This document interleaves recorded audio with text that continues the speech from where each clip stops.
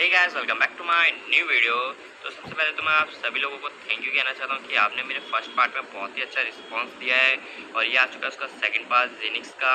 और इस पे भी आप बहुत ही अच्छा रिस्पांस देने वाले हो, मुझे पक्का पता है। पर आपने अभी तक अगर जेनिक्स का फर्स्ट पार्ट नहीं देखा है तो आप सबसे पहले जाके उसको देखना, नहीं तो आपको स्टोरी बिल्कुल भी समझ में नहीं आने वाली है।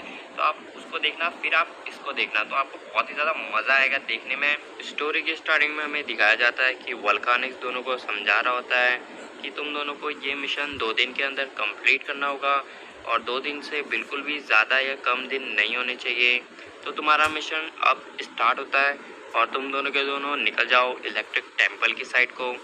और वो दोनों के दोनों निकल जाते हैं इलेक्ट्रिक टेम्पल की साइड को। और तभी वोल्कानिक्स अपने मन के अंदर कह रहा होता है कि मुझे इन दोनों की बहुत ज़्यादा चिंता है और मुझे ये भी नहीं पता कि ये दोनों के दोनों ये मिशन कंप्लीट कर भी पाएंगे या नहीं। इसके बाद सीन शिफ्ट हो जाता है और क्रिम्सन और जेनिक्स दोनों के दोनों फायर टेम्पल से होते हुए इलेक्ट्रिक टेम्पल के अंदर चले जाते हैं। और अंदर जाते ही उन्हें एक ग्रुप देखने को मिलता है जो होता है किडिन और पैराडॉक्स का। और उस ग्रुप के अंदर झगड़ा चल रहा होता है और इतनी ही देर में हमें देखने को मिलता है कि एक पैराडॉक्स एक किडिन को एक इलेक्ट्रिक पंच मारता है जो बहुत ज़्यादा पावरफुल होता है और वो किडिन वहीं पर ही जाके गिर जाता है। और ये देखने के बाद क्रिम्सन और जेनिक्स दोनों के दोनों शॉक हो जाते हैं कि इनने आपस में झगड़ा क्यों कर लिया। और फिर हमें उसके बाद सुनने को मिलता है कि पैराडॉक्स उससे कह रहा होता है किडिन से कि तुम बहुत ज़्यादा कमज़ोर हो और मेरी ग्रुप में रहने लायक नहीं हो और तुम मेरे ग्रुप से निकल जाओ, तुम बहुत ज़्यादा कमज़ोर हो और तुम इस लायक नहीं कि तुम मेरे ग्रुप में रहो, तो तुम अभी के अभी इस ग्रुप से निकल जाओ। तो ये कहते ही रहता है कि इतनी ही देर में क्रिम्सन वहाँ से आके एक बहुत ही ज़्यादा पावरफुल फायर अटैक करता है जिससे पैराडॉक्स नहीं बच पाता और वो वहीं पर ही जख्मी हो जाता है। ये देखने के बाद जो उसका ग्रुप होता है पैराडॉक्स का, वो बहुत ज़्यादा गुस्से में आ जाता है और वो उस किडिन की तरफ देखता है और कहता है कि ये तुम्हारे दोस्त हैं और अब ये बिल्कुल भी नहीं बच पाएंगे हमसे। तो उतनी ही देर में जेनिक्स वहाँ पे आ जाता है और कहता है कि देखते हैं कि कौन नहीं बचने वाला। और अब बैटल सीन स्टार्ट हो जाता है और हमें देखने को मिलता है कि जेनिक्स अपनी पावरफुल बीम का इस्तेमाल करता है और उनको पीछे हटा देता है। और वो इतनी ज़्यादा पावरफुल बीम देखने के बाद डर जाते हैं और इसके बाद जो उनका लीडर पैराडॉक्स होता है वो खड़ा हो जाता है और जो दूसरा पैराडॉक्स होता है वो भी आगे आ जाता है और दोनों के दोनों साथ में कॉम्बिनेशन अटैक करना स्टार्ट कर देते हैं। और वो कहते हैं कि हमें सबसे पहले एक ही डायनामोन्स पे हमें अपने कॉम्बिनेशन अटैक को करना होगा, क्योंकि अगर हम दोनों पे एक साथ अटैक करेंगे तो हम दोनों के दोनों खुद ही वीक हो जाएंगे। तो हमें सबसे पहले इस क्रिम्सन पे अटैक करना चाहिए क्योंकि इसने हमें बहुत ज़्यादा डैमेज दिया है।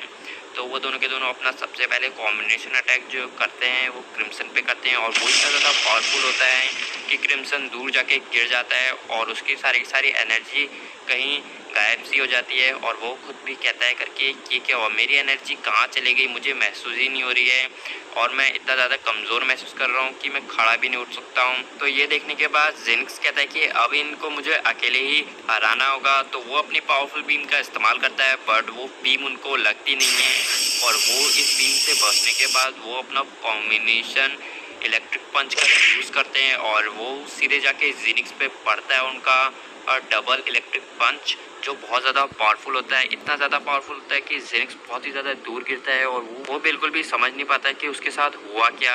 और वो जैसे ही ज़मीन में टकराता है तो वो वैसे ही बेहोश हो जाता है। और ये देखने के बाद क्रिम्सन कहता है कि इनने मुझे इतने जल्दी डिफीट कर दिया कि मुझे तो पता भी नहीं चला और इनने जेनिक्स को भी बहुत ही जल्दी डिफीट कर दिया अपने कॉम्बिनेशन अटैक से। मैं इतना ज़्यादा कमज़ोर कैसे हो गया मुझे खुद भी नहीं पता।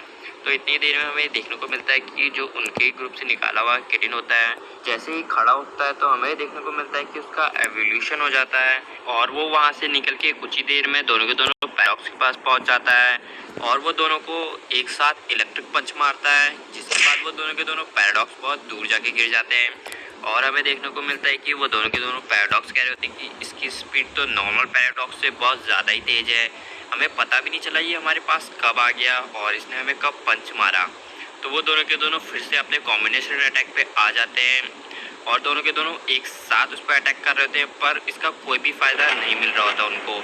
और तभी पैराडॉक्स उन दोनों से बोलता है कि मैं बिल्कुल भी कमज़ोर नहीं। इतना बोलने के बाद वो इतना ज़्यादा पावरफुल एक इलेक्ट्रिक शॉक उन दोनों को देता है, जिसकी वजह से उन दोनों की जितनी एनर्जी होती है वो सारी की सारी गायब सी हो जाती है और वो दोनों के दोनों बहुत ज़्यादा कमज़ोर हो जाते हैं।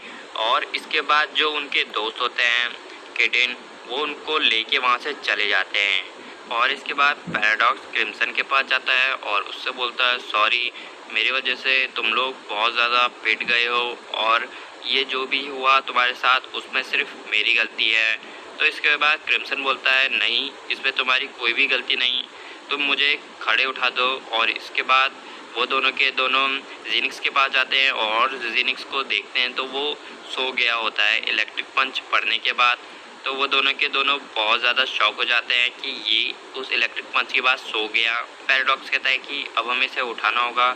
तो फिर वो दोनों के दोनों उसको उठाते हैं। तो उसके बाद जीनिक्स उठने के बाद कहता है कि वो दोनों के दोनों पैराडॉक्स कहाँ गए और ये पैराडॉक्स कौन है। तो फिर क्रिम्सन उसे समझाता है सारी की सारी बात। तो ये सारी की सारी बात जीनिक्स समझने के बाद उससे कहता है कि ओह अच्छा, मैं अब सब समझ गया।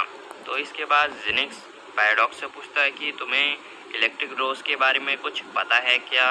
वो ये सुनने के बाद बोलता है कि हाँ, मुझे पता है कि इलेक्ट्रिक रोज कहाँ मिलता है, पर मुझे ये भी पता है कि वो इलेक्ट्रिक रोज का एक गार्ड है और जो वो बहुत ज़्यादा पावरफुल है, उसको हराना इम्पॉसिबल है। तभी क्रिम्सन बोलता है कि नहीं, मैं इसको कर सकता हूँ। कहता है कि तुमने मेरी इतनी मदद करी है तो मैं तुम्हें वहाँ खुद लेके जाऊँगा, तो तुम मेरे साथ आ जाओ और मैं तुम्हें वहाँ पहुँचा देता हूँ। तो इसके बाद वो तीनों के तीनों उस जगह की तरफ को निकल जाते हैं और कुछ ही देर बाद वो वहाँ पहुँच जाते हैं। और वो वहाँ पहुँचने के बाद वो देखते हैं उसी फ्लावर का पेड़, जो देखने के बाद जेनिक्स और क्रिम्सन बहुत ज़्यादा खुश हो जाते हैं। और जब वो थोड़ा और आगे बढ़ते हैं तो उन्हें देखने को मिलता है वहाँ का गार्ड, और जो उनसे कहते हैं करके वहीं पर ही रुक जाओ, नहीं तो तुम्हें बहुत ज़्यादा पछताना पड़ेगा और एक कदम आगे रखने के लिए। तभी क्रिम्सन बोलता है कि हमें ये फ्लावर चाहिए जो आप हमें दे दो। तो तभी गार्ड बोलता है कि हाँ, ये फ्लावर का पेड़ तुम्हारा बाप लगा के गया था, तभी तुम्हें ये फ्लावर चाहिए। तो ये सुनने के बाद क्रिम्सन बहुत ज़्यादा गुस्से में आ जाता है और कहता है कि तुम्हें इसके लिए बहुत ज़्यादा पछताना पड़ेगा, क्योंकि तुमने मेरे फादर के बारे में बहुत गलत बोला है। तभी गार्ड बोलता है कि तुम जहाँ से आए हो वहीं से ही चले जाओ, नहीं तो तुम्हें बहुत ज़्यादा पछताना पड़ेगा यहाँ आने के लिए। और मुझे ये भी नहीं लगता कि तुम तीनों मुझे हरा सकते हो, इसलिए तुम जहाँ से आए हो वहाँ से चले जाओ। ये मैं आखिरी बार बोल रहा हूँ, नहीं तो तुम्हें बहुत ज़्यादा पछताना पड़ेगा मुझसे लड़ने के लिए। और तभी क्रिम्सन बोलता है कि हम तीनों इसे हरा सकते हैं, अगर हम तीनों अपनी फुल पावर का यूज़ करें तो हम किसी को भी हरा सकते हैं। ये तो सिर्फ एक गार्ड है, हम इसको इजीली हरा सकते हैं। तो फिर गार्ड बोलता है कि हाँ, तुम लोग मुझे हरा सकते हो, वो सिर्फ सपने में। तो तुम लोग अभी दिन में ही सपना देखने लग गए हो, ये तुम्हारे लिए बड़ी अच्छी बात है। अगर तुम लोग मुझे हरा दो तो मैं तुम लोगों को मान जाऊंगा। तो तुम तीनों के तीनों क्यों नहीं एक साथ ट्राई करते हो मुझे हराने का, क्या पता मुझे भी मज़ा आए ये बैटल करने के बाद। तो तुम तीनों एक साथ मुझ पे अटैक करो, मैं भी तो देखूं तुम तीनों की पावर कितने लिमिट की है, कैसी है तुम्हारी पावर, जो मुझे हरा भी सकते हो या नहीं। तो इतना ही बोला होता है गार्ड ने कि वो तीनों के तीनों एक साथ अपने अटैक गार्ड के ऊपर कर देते हैं।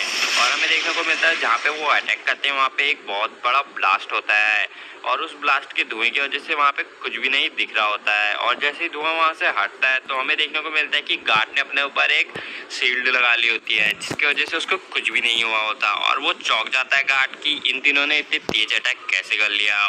और वो तीनों के तीनों अपने कॉम्बिनेशन मूव के साथ उस पर अटैक करने लगते हैं। तो ये पार्ट होता है यहीं पर ही खत्म। आई होप आपको इस पार्ट को सुनने में मज़ा आया हो। मज़ा आया तो प्लीज़